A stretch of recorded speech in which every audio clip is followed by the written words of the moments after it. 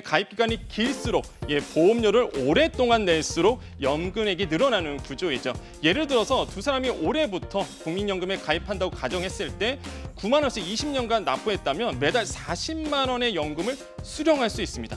반면 이제 18만 원씩 10년간 납부할 경우엔 매달 25만 원의 그 연금을 수령할 수 있게 되는데 그러니까 총 납입이 같아도요. 가입 기간이 더 길었던 사람이 매달 15만 원이나 더 받을 수 있게 되는 거죠.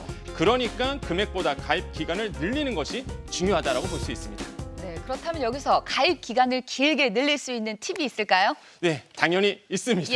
실제 이제 이거는요, 자기의 상황에 따라서 또한 자기의 환경에 따라서 좀 달라지기 때문에 잘 들어보시고 좀 활용하시면 굉장히 도움이 될 것 같은데요. 첫 번째로는요, 추후 납부 제도라는 것이 있습니다.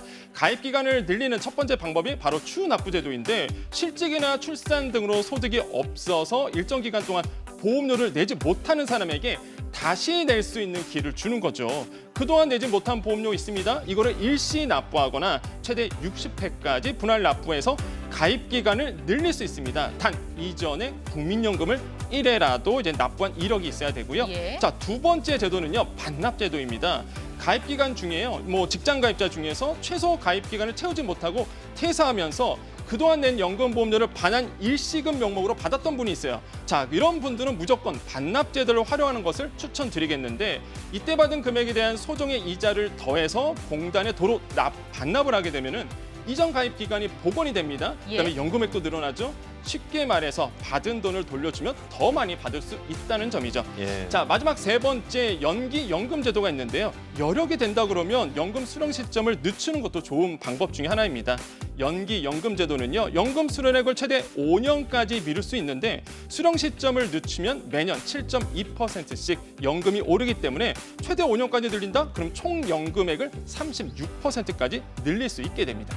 참 복잡하네요.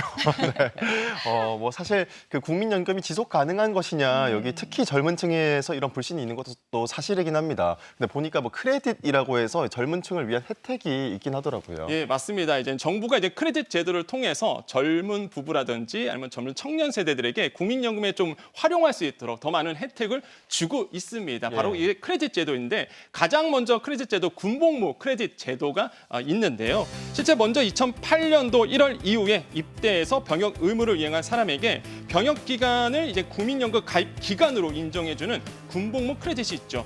최근 정부는요, 기존 6개월까지 인정했던 군 크레딧 기간을 전체 복무 기간으로 늘릴 계획이라고 발표했습니다. 또 출산을 장려하고 여성 가입자의 연금 수급계를 확대하기 위한 출사 크레딧 제도도 있죠.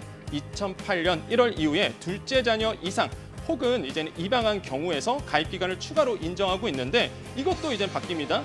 그동안 둘째 아이부터 적용했던 출산 크레딧을 첫째 아이부터 인정하는 방식으로 확대할 예정이라고 알려져 있고요. 자, 마지막으로 실업 크레딧도 있습니다. 이외에도 이런 실업 크레딧 지원 대상도 확대 검토 중인데 기존에는요, 연 1,680만 원 이하였던 재산 소득 제한 기준을요, 3천만 원 이하로 늘리는 안이 추진되고 있습니다.